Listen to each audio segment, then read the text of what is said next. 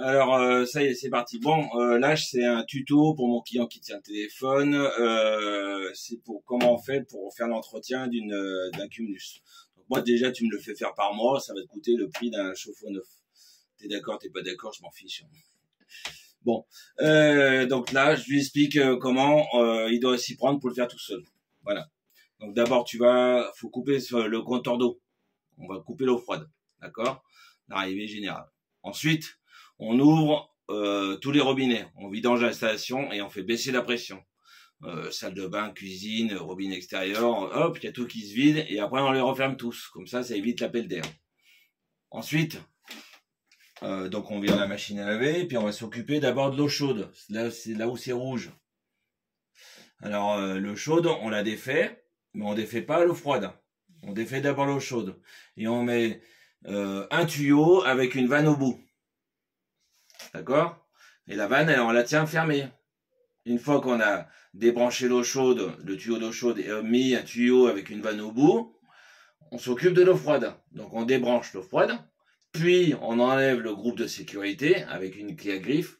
Hein, et comme on a mis sur l'eau chaude et débranché l'eau chaude une vanne avec un tuyau, il n'y aura pas d'appel d'air. Donc on a le temps, avec un seau en dessous, de brancher à nouveau un autre tuyau avec une vanne en dessous. Et comme ça, on a enlevé l'eau chaude, l'eau froide, enlevé le groupe de sécurité, et on a aussi, bien sûr, débranché l'équipement.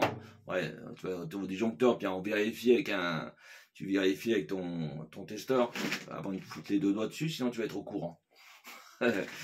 Et après, donc tu le vidanges. Donc là, il y a 150 litres, je pense. Et voilà, c'est assez long.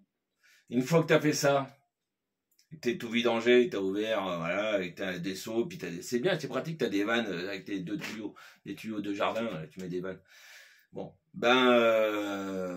donc il est vide. Donc après, il faut avoir une clé de 13 pour dévisser.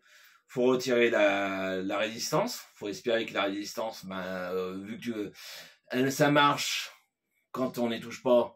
Mais quand on y touche, on ne sait pas si ça va remarcher une fois qu'on a tout refait. Hein, parce que si elle ne marche pas une fois qu'on a tout refait, il faut tout refaire. Voilà. Donc on peut autant en profiter pour changer la résistance. Il y a une anode aussi de ionisation des fois à l'intérieur, et on la change ou pas.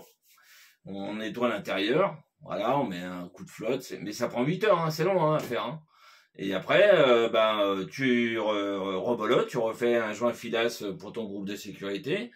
Tu rebranches ton tuyau eau chaude, eau froide. Tu remplis ton ballon en ouvrant bien, donc tu vas ouvrir ton compteur, puis après tu ouvres ton groupe de sécurité que tu auras changé aussi. Parce qu'il faut changer, profiter pour changer la résistance avec le groupe de sécurité.